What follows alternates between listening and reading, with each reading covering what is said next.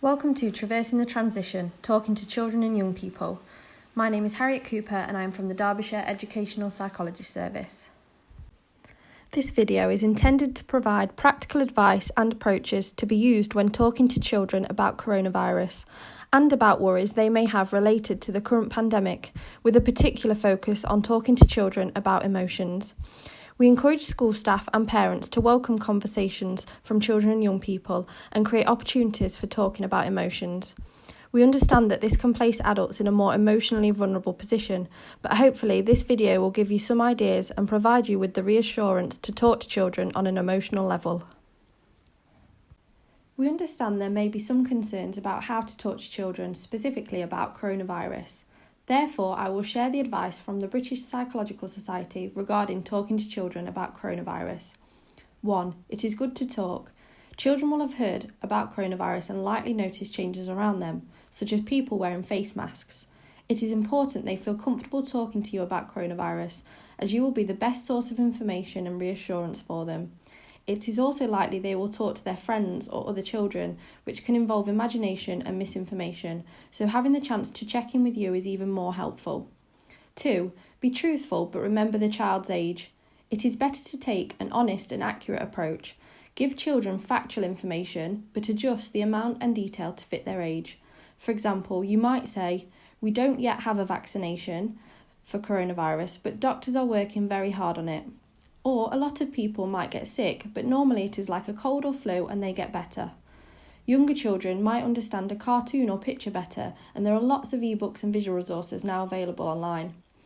The British Psychological Society also recommend that adults watch news programmes and then filter this information to children in a developmentally appropriate way. 3. Allow children to ask questions. It is natural that children will have questions and likely worries about coronavirus. Giving them the space to ask these questions and have answers is a good way to alleviate anxiety. Again, try to be honest in your responses. It is okay to say you don't know.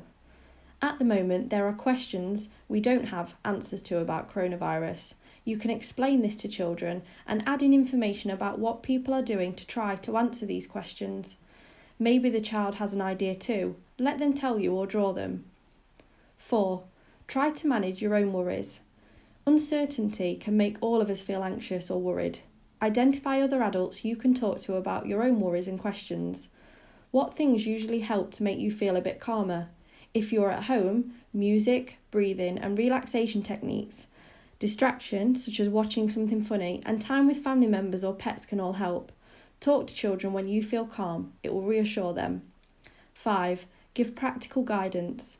Remind children of the most important things they can do to stay healthy, washing their hands and the catch it, bin it, kill it advice for coughs and sneezes. Help children practice and increase their motivation for keeping going, maybe thinking of a song they want to sing while washing their hands.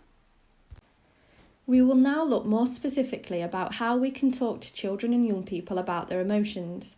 Firstly, it is helpful to think and reflect about how we typically respond to emotional language and conversations. The American psychologist John Gottman in 1997 set out to find out what parents of happy, resilient and well-adjusted children and young people actually do. He observed and identified 4 ways that parents responded to emotions. These included disapproving, dismissing, laissez-faire and emotion coaching. The disapproving style of responding is whereby the adult provides low empathy but high guidance. Their response suggests they disapprove of the negative emotion and that emotions are viewed as a sign of weakness or lack of control. There is a lack of empathy with this style, and the adult may try to get rid of negative emotions by a discipline, reprimand or punishment. There tends to be a focus on the behaviour rather than the emotions driving the behaviour, and it is often motivated by a need to control and regain power or to toughen up the child or young person. For example, an adult might say, "Stop crying, you can't join us until you stop the crying. I can't read the story with you crying. Do you want me to call Miss Smith in to come and talk to you?" The dismissing style is whereby the response provides both low empathy and low guidance. When using this style, the adult wants to make the child feel better, but their response suggests that they are uncomfortable with negative emotions and that they think that paying attention to such emotions makes them worse. The adult tries to stop emotions by reducing or minimising them and making light of their significance, and it is often motivated by the need to rescue and make things better. For example, an adult might say, "You don't need to be sad, it's not that bad, put a smile on your face, there's no reason to be unhappy." The message that is sent to children from the disapproving and dismissing styles are that what they are feeling is not right, their assessment of the situation is wrong, and they must not feel this way. The child does not learn to trust their own feelings, and they do not have opportunities to self-regulate. It can lead to suppression of natural emotions. The laissez-faire style of responding provides high empathy but low guidance. This occurs when the adult is overwhelmed by the power of the emotions driving the child. Despite the empathy of the adult, the child experiences no safe containment of their emotions, and the child receives no guidance on how to manage their feelings. For example, an adult may say, "That's it, just let your feelings out, you can hit and kick the pillow over there." However, the emotion coaching style is whereby the adult provides high empathy and high guidance. This style supports internal regulation rather than external regulation of rewards and punishment, and allows the child's emotions to be heard. For example, an adult may say, "Tell me how you feel. I've felt that way too. You can't hit somebody when you are angry. Let's think together about other things you can do when you feel this way." The research by John Gottman showed a range of benefits for the children parented through the emotion coaching style. Children begin to understand that their emotions are valid. It should be noted that all these styles are naturally occurring, and therefore we all sometimes show these different responses to emotions. We do not have one set style of responding. The research on emotion coaching has been utilised and developed into a practical 4-step approach to dealing with emotions and behaviour in the moment. Although emotion coaching is presented as a particularly useful approach to be used with children displaying challenging behaviour, as it aims to support their regulation skills, it can also be used to support children and young people who display emotions without displaying challenging behaviour. For example, children that become upset or display their emotions in less disruptive ways. The 4 steps of emotion coaching include: Step 1, recognising and empathising. Step 2, validating the feelings and labelling. Step 3, setting limits on the behaviour if needed. And Step 4, problem solving with the child or young person. This approach to responding to emotions can be used in many situations, such as children and young people going through transitions and those expressing concerns about coronavirus. Step 1. Recognise all emotions as being natural and normal and not always a matter of choice. Recognise behaviour as communication. Look for physical and verbal signs of the emotion being felt. Affirm and empathise, allowing the child or young person to calm down. It is important to recognise that empathy is different to sympathy. Empathy is a vulnerable choice, and in order to connect with another person, you have to connect with something in yourself that can relate to that emotion or situation. Step 2. Validate the emotion and acknowledge its existence. Use words to reflect back the child or young person's emotion. Help the child or young person to label the emotion. Provide a narrative and translation for the emotional experience.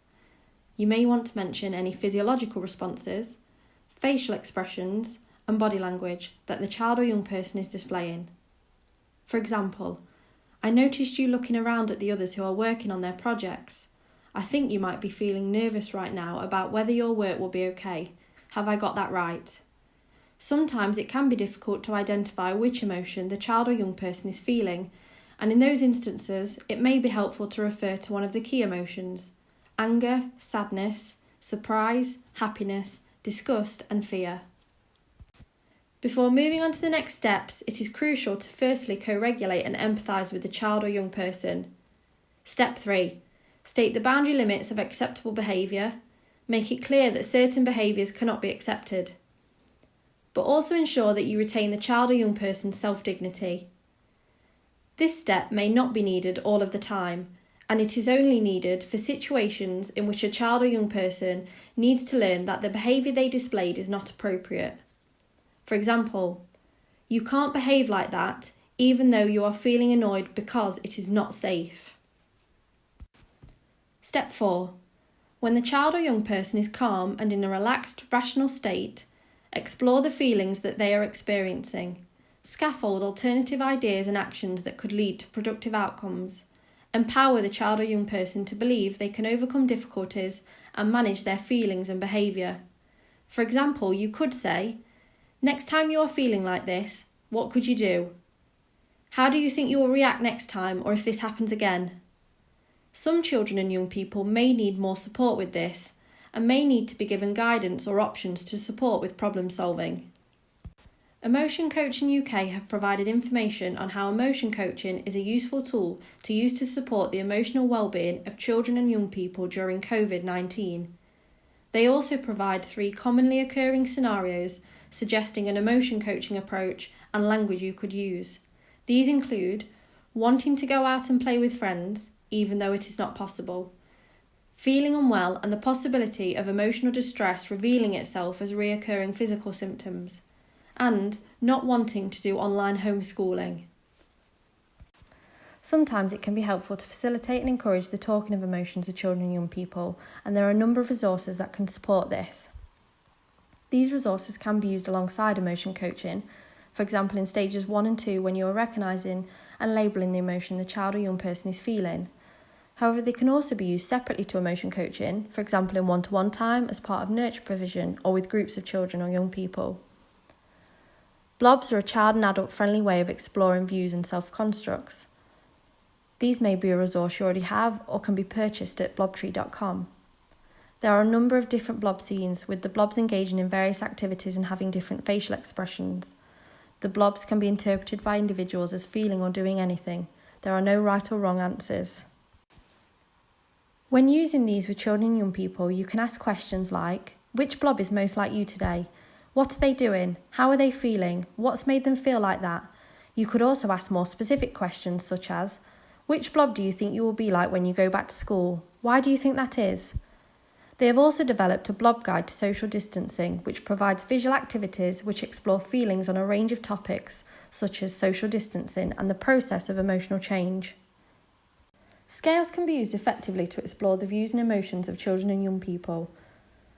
Scales can be used for any concept or construct. For the purpose of the current presentation, we will discuss how they can be used in relation to emotions.